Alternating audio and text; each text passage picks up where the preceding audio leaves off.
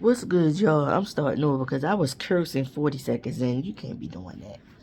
But let's talk The Shy season 6, episode 6, Boys to Men. For some reason, after I watched this episode, when the credits started to roll, I just kept thinking of Aaliyah. At your best, you are love. I mean, it's the Isley Brothers song, but I knew it from Aaliyah first. And then the remix. That daggone right. Nasty Robert from up the street just ruined it. But even the remix was just, let me know, let me know, let me know, let me know. All right, anyway, let's get to this. I'm in a group on Facebook for the Shy. They talk about the Shy, and people been kept posting that little screenshot of that scene with the casket, trying to speculate on who was going to be in that casket. And then so many people have been saying, with the way they've been showing Papa's father, and then what Dude I did at the end of last week's episode in that church when he said, take care of it. People were saying they think it's not too long for Papa Daddy, Mr. Stanley. And it's like, yeah, then there was some people who were saying, well, I don't know, because the way the writers write these shows, they might have you thinking it's going to be him and it's going to be somebody else. And you're going to be surprised. And I'm just like, I don't know. I started to believe it a little bit. Like, maybe it is going to be somebody else. You know? Because it's like the conversations, the things he was saying, the fact that they was making him more of a cast member, giving him more speaking lines, I seen him do the sermons, everything. I just was like, It made me nervous, y'all. It made me nervous. All right, let's talk about something else in the episode. So this episode, the kids, they in the hallway at school. They gonna take their cap and gown pictures for the yearbook. We seen that. They in the hallway playing around and doing all of that. And by kids, I mean Kev, Maisha, and Jake, Papa, in the hallway. And when Papa sits for his picture, Kev and Jake like release some confetti over his head as the lady snaps his picture, so he can have. And he didn't know it was a surprise or whatever. So that happens. We see Dude at the chop shop, and he beating Bakari down. And I'm like, Bakari. After he beats him down, he turns to Nuck and that other little shifty dude that's just gung-ho to do whatever dude say do. He asked them about them guns and that money, and Nuck was like, I tried to get some people to wash this money, but they ain't trying to do it. So dude, I told them to go and see about some other people doing whatever, and they said, well, what about Bakari? And they said, he told them he'll clean himself up. And I said, damn.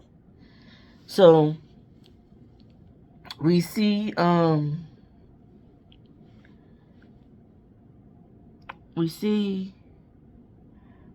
Bakari come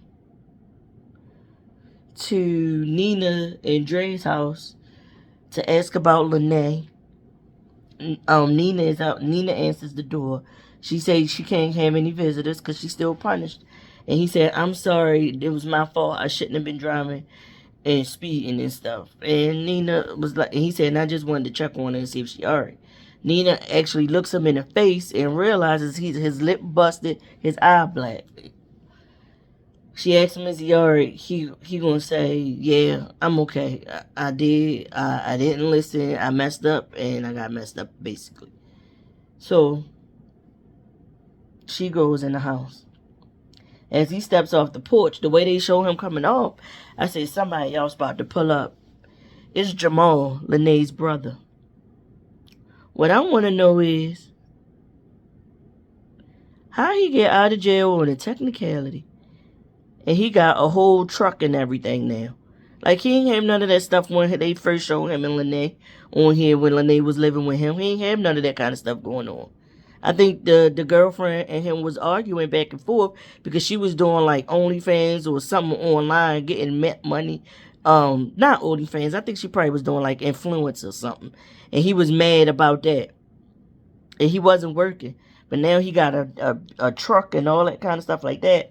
But he pulls up on Bazaar, on Bakari, and tell him, look at him and like tell him to get in the car. So he drive around with him. He have a conversation with him. He let him know. Bakari, was like, I did try to protect her, but I shouldn't have been speeding in a stolen car. And Jamal tells Bakari, you ain't prepared for jail. Jail is not the place you want to be. Bakari said he ain't gonna do nothing to go to jail, whatever. He just trying to, look out for Bakari because he know his sister really love him. And he like, you gotta take care of yourself because he asked Bakari, what do you have to look forward to? What do you live for? And Bakari says, your sister. The only thing I got to live for is Lene. And I was just like, that's heartbreaking. So I'm guessing we're going to get more into what's going on in Bakari past or what happened. There's a conversation between Papa and his daddy. And Papa talks about Kenya to his father. And then that's when he lets him know that he had asked Kenya to prom and she wasn't able to show up. But it's okay. And then he's like, when I'm going to meet this young lady and all this. And then when Papa tells him her last name and who her father is, Stanley is judging. And it's crazy he's judging after he was just telling Papa, come to me about anything. I got your back through anything. And I'm nervous because I just feel like I don't want to let you down. I want to always be here for you when you need me. I want to always be around for you, is what he's telling Papa. And then as soon as Papa say who that girl father is, he's judging the girl based upon who her father is. Then Papa lets it out that the girl got a kid already. He forbids Papa from seeing Kenya. And Papa like, you got your purse strings just too tight. Like, you got to let me be me. And you ain't going to tell me who I can and cannot see, basically. And they exchange words, and Papa's like, but I gotta go, cause the same men's meetup that we saw with Darnell and the grown man, Emmett and everybody, a couple episodes ago, they having it again, but this time they inviting the young boys. Papa, Kevin, and Jake. Bakari. So Papa leaves the house. The whole time Papa standing there talking to his father, I'm nervous. I'm thinking somebody gonna come down the street and shoot through the windows and the bullet gonna hit Papa. That's what I was thinking. Because, again, dude I done told Nuck to take care of that. So I'm thinking that they gonna do something crazy. Like that or whatever. And Papa was gonna get astray. But he didn't. So they go to the men's meeting and they have a conversation. And before they get to the men's meeting, Jamal goes to drop Bakari off back at Papa's. And it's somebody sitting on the step. And he looked like it's his sister. He got a sister. She a rapper. They lived with their parents. The parents couldn't take care of them. They end up in two different foster homes. They end up split up. He ain't see his sister in years. He feeling like he thought he was going to never see her again is what he says. So she got a bag. She said she in town for a while. She gonna be here for a minute. She trying to get her rap career to take off. He said, how'd you get money? How'd you get here and all that? She said, I hustle and I do what I gotta do. He said that's what basically he been doing. She see his face and he just basically brushes it under the rug as doing what I gotta do to take care of myself. She asks if they can go inside and talk some more. And he like, listen, I'm on somebody else's couch. I can't take you in to their house. I'm on their couch. I can't impose on them like that. So she like, it's alright. And he was like, well, I talked to you, give me your phone. He give her a way to contact him, put his number in her phone. And they do their little secret handshake between siblings. And she goes on her way. Now, this is what I gotta say about this. The Chi casting people, y'all did it again. Whoever is the casting director, y'all be making sure y'all get people who look like they can be related. Because when I look at Stanley, I can see him being Papa's father, the actor who played Papa, Shaman. I think his name is pronounced Shaman or Shaman.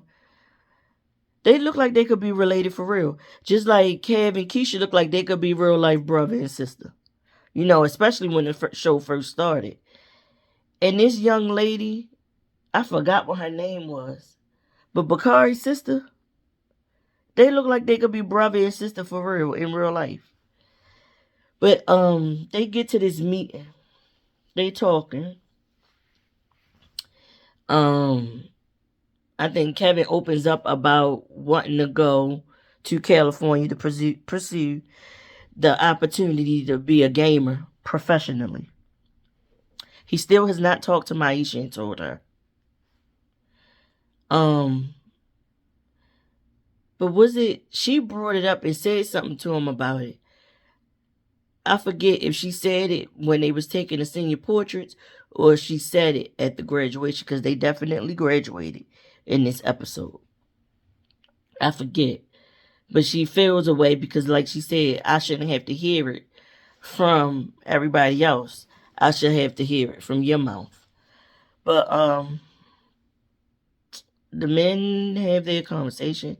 Shaw still talking about lusting after somebody he can't have, which would be Tiara.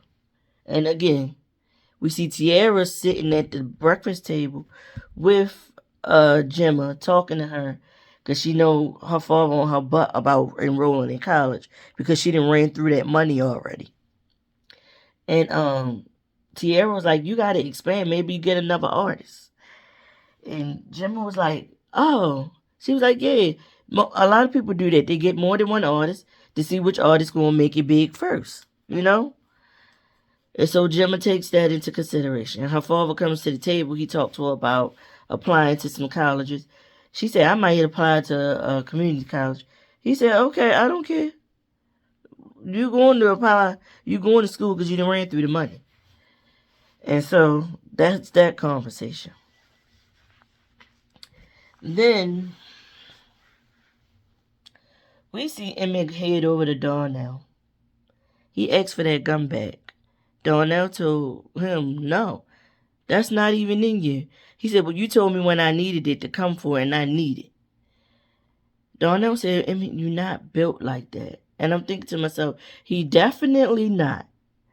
Do you know this man had the audacity to go approach Duda with that damn gun, put the gun to Duda's face, Duda do like this and put it to his forehead, and this fool don't do nothing. And what did Duda do? Punch him in the fucking mouth and knock him to the ground. And he stands up. Duda said, this is the second time. You're not going to get too many more times doing this to me, Emmett. Emmett said, I want out of the business. I don't want you in my business anymore. I want you out of it. I will give you the money to buy myself out. He was like, you get your money up and we can have a conversation. Emmett said, no, I want you out of my business, period. Point blank. Dude, I took a bullet and put it right here. It was like, the next time, this is going to be in your fucking head. Emmett said, okay. But remember, I got people that's gonna ride for me. People got my back. They just work for you. And I was like, Well, he said something with that. Dude looked him over and let him go on about his business. Trigg is approached by a federal agent at his office. Well, Victor. And they have a photo of him at a gas station with the same car, in the same car that they said Q was last seen in and Duda was in. He said, we took this picture just before the body was dumped, I believe, and putting two and two together. And they told him, now, we don't believe that you killed Quentin, but we definitely feel like you know who did it, and you was just there when the body got dumped. So they basically trying to give Victor the snitch. I cannot remember. What is his campaign manager's name? Because I can't remember it to save my life. But he steps in and was like, that's all. Y'all just speculating and fishing. Y'all don't have concrete evidence. Get out of here with this. And so they send him away. He sends them away. Victor goes to Stanley at the church and asks Stanley to pray for him for a decision he need to make. Stanley says a prayer, thanks Victor for coming past, and tells Victor he prejudged him, but he liked what he trying to do, and that we do not need Duda running the city anymore, basically. Next thing you know, Victor has Rob in his office, and he's telling Rob that he had got a call from Duda. And when he got there, Duda asked him to drive him somewhere. He said, so I got in and I started driving him. And when he pulled over, before he pulled over, I hear something rattling in the trunk. And I'm like, what the hell is in the trunk? And he said, I pulled over and look, and it's your uncle. So Rob says, so you helped him kill my uncle? Victor was like, no, I did not. Your uncle was in the trunk, still gasping and breathing for air. And then that's when Duda shot him 3 more times, and he dumped his body. I had no idea your uncle was in the trunk when Duda picked me up or called me over there to drive him. So Rob like, why are you telling me this now? Then we see Rob go to his mama's house. Is his mama named Alicia? Is that what her name is? Adele? Alicia? Something to that effect. I think it's something with an A. But Lynn Whitfield as his mama. Her character, you know who she reminded me of in this scene? Rob tells her that it was Duda. And she said, okay, so now you know what you got to do. But make sure you get somebody to help you because I don't think you can pull this off alone. He said, it's going to be hard for me to get in and get close enough to do what I need to do to him. She said, I know, but get you some people to help you. You can make it work. She was having like one of them little high teas or some kind of party like that. And it's the fact that she going to go back to that party as if she ain't calculated and cold-blooded just like her brother. But my whole thing is, she was very much giving off Monet Tejada vibes and how Monet was to Kane. Like she raised her son to be a henchman. And that's what it seemed like she did to Rob. That's how it came off to me. Like no emotion, no nothing. Just sending your son out there to kill people. I mean, it was his uncle too. But Duda wasn't that great to him because like he told, not Duda. Q wasn't that great to Rob because he said that Duda was giving him a better deal than Q ever gave him when it came to the weed business. So that's that, you know. So we see the kids graduate. And Duda showed up to the graduation to support Bakari. And he looked at Stanley real sly and slick like, and Stanley was like, no, we are here for him. Or whatever. But my whole thing is, I don't recall seeing Bakari with a cap and gown on. Bakari was just there. No, I'm wrong. Bakari was just there in support of Papa. Really. That's what he was there for. Bakari wasn't graduating. But Doodah was at that graduation, though. Why, I don't know. But Doodah was at the graduation. But now that I think about it, at one point Doodah was taking care of Jake, so that's probably why he was there. Because remember, at one time, Jake was living with Doodah and going to that high-priced, expensive school until Trig came back in the picture, remember? So, yeah. So Doodah did do some good stuff. But anyway, they have the graduation. Kenya shows up to the graduation with her son in tow. So after the graduation, and Kevin was the salutatorian, and he was announcing the speaker and everything, and he was telling everybody, go ahead, fight for your dreams. Don't let nobody hold you back. Whatever dream, whatever, how crazy it might seem to anybody else, go out there and pave your own path. Like, make a way for yourself. So we see the graduation is over. Papa, his mother, Bakari, and his father, they all sitting down at the table eating. And, of course, Stanley brings up that Kenya was at the graduation. And he tells Papa, I told you I forbid you from seeing that girl. So him and Papa get into it. Papa stands up and says, you ain't going to tell me I'm a grown man now. And he's like, listen, you are a child yourself. You cannot be a father to that girl's child. And you are a child yourself. I'm not even finished raising you. How are you going to be a father to somebody else? How are you going to take on that responsibility? I don't want that for you. Papa has his words back to his father. Bakari tells Papa, chill, just chill. Papa like, no, man. Papa get his coat on. Stanley told him, if you leave that door, you ain't coming back in here. Papa went out the door anyway. I said, oh, fuck. Wow. So we pull up, Kevin having a kickback at his house, a graduation party. Got the DJ, everybody having fun. I think the song that they was playing was they playing I'm Out Here Trying to Function? I'm Out Here Trying to Function. You know, one of those West Coast songs. Is that what they was playing? Whatever it was, Bakari's sister is at the party too. She comes through. She picks up the mic and she hit a freestyle on the beat that they was playing.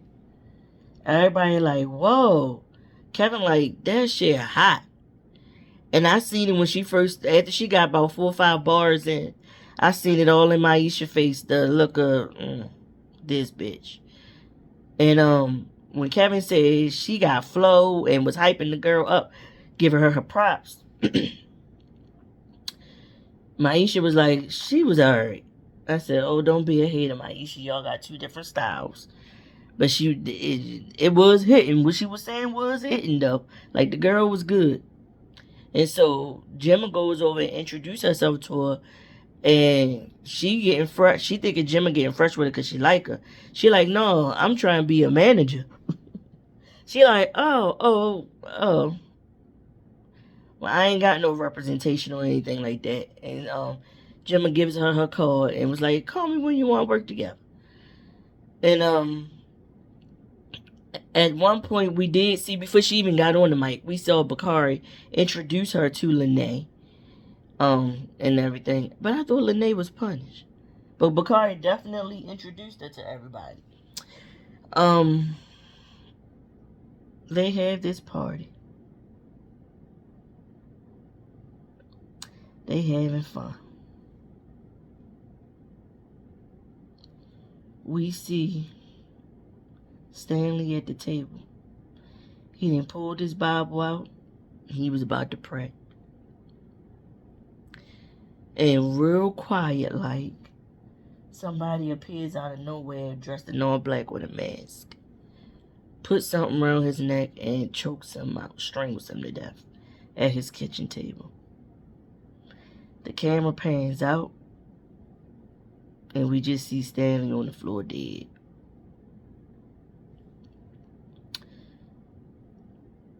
It happened, and the way it happened is not what I expected. I didn't want it to happen at all, to be honest with you. I wanted it to be something or someone else. But there have been so many talks and whisperings about there's going to be like a major death this season. A major character is going to die. And I'm thinking, now, is that why they pumped Papa's father up and brought him back into the picture? And this time he got a bigger church. The house looks different, because that is not the same house it looked like that they was in from season 1 when we first met Papa. And finally saw, not season 1. I think we didn't see Papa's house until season 2. We always saw the small storefront church, but we never saw the house.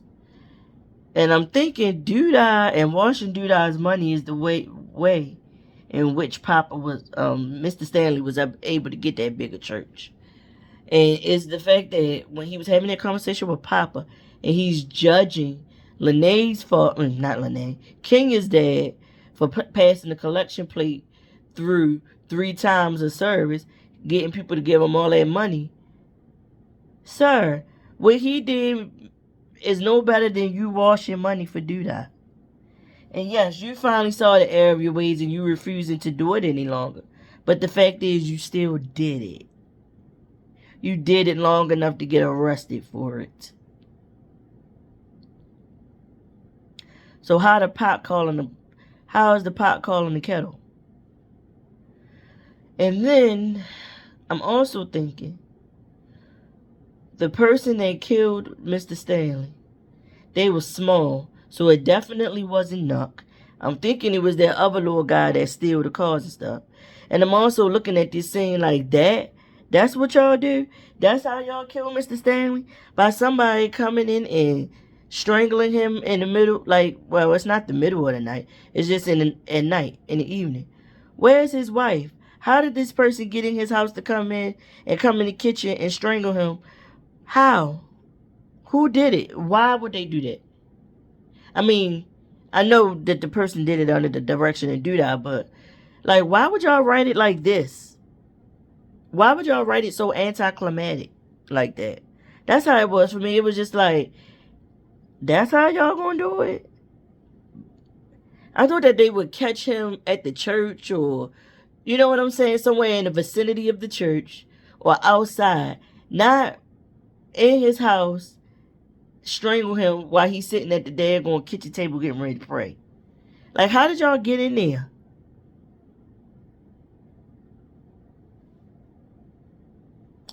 I don't get it. Why y'all do that to shy writers? Why y'all do that? Why y'all do it like this? I will say that reflected real life in the sense that you never know when it's going to be the last time you speak to somebody. And the last thing that he got to say to his son was, if you go out that door, you can't come back. That's the last thing he said to his son. And even Papa said at the party to Bakari. Bakari asked Papa how he was feeling, if he was alright. And Papa said he fine, even though he don't have no home to go back to.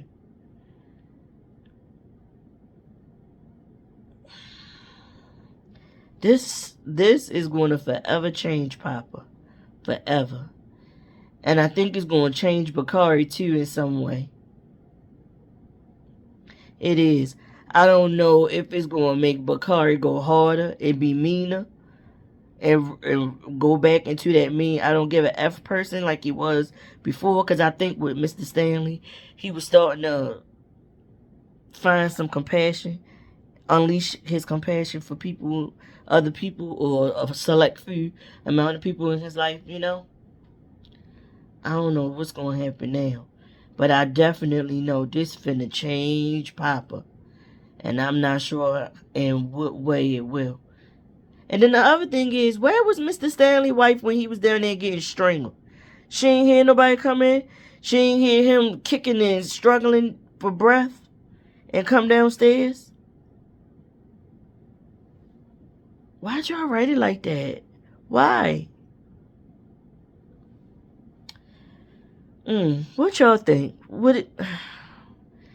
It's Friday that I'm filming this, but I'm not gonna put this up on YouTube until Saturday, because I want to give the people who watch it on Fridays a chance to look at it before I put it up and spoil it for anybody that's trying to avoid spoilers, you know. I'm just, damn it, Stanley, damn it. I really, like I said, the way they did it, it was so boring and anticlimactic. But also the fact that it happened is still getting a reaction out of me, because damn, why? I mean, I know why he would do that, but damn. And my last question I'm gonna ask y'all, for the few people who've liked one of my Shy reviews. When people been speculating about a major death this season, do y'all think Mr. Stanley is the major death that they was speculating about? Or do y'all feel like they built him up these first 6 episodes in just so we can get this major death scene in? Or do y'all think it's more to come and somebody else, like another major character, gonna die and towards the end of the season, and Mr. Stanley's just, there was no more need for his character, or his character needed to die to grow Papa's character in some way into a certain type of person? Like, you know what I mean? Like, did it, as they say, it all work, it's, how I say, it all works for the good. How was that? I just had it in my head. All things work for the good of those who love the Lord. Is that what the scripture is? Or the saying is? But y'all know what I mean. Like, do y'all feel like it's all gonna come together at some point? You know what I mean? Like, this had to happen so this other stuff can happen down the line. You get what I'm saying? Also, oh, you know what I forgot to mention? Tiff and Emmett having an I mean, not Tiff. Keisha and Emmett had a scene, and they was kind of going back and forth because she was mad about how Doodah, that's why she didn't want him to get involved with Doodah and stuff, and that's what made him go get the gun from his father, because she told him she was leaving him, and he was like, oh, you said we was going to try to make this work. I'm going to do what I got to do to keep us safe and to protect us. And that's when he went to go get that gun from Darnell and go approach Doodah. But you got to come more correct than that. I mean, you can't come halfway to do that. And then he in the mirror practicing. I ain't no bitch. I ain't no bitch. That's what he kept saying in the mirror. Like, come on. Like, if you're not going to pull a trigger, you know you ain't ready to pull no trigger, you should have never, ever even went down there to Doodah. Because you knew you wasn't going to do that. And now he going to be looking at you sideways. And who's to say he ain't going to try to plan for somebody to rob and kill you or something, you know? It's just crazy. But, I think in that men's meeting, though, they all surmise. And then I seen a picture. Somebody posted a black and white photo of, it was Buck. No, it wasn't. It was Nuck, Rob, and Tiff together. I seen that, and it made me think, Rob and Nuck gonna come together and take Doodah out. Cause I'm starting to see what Doodah said about Nuck.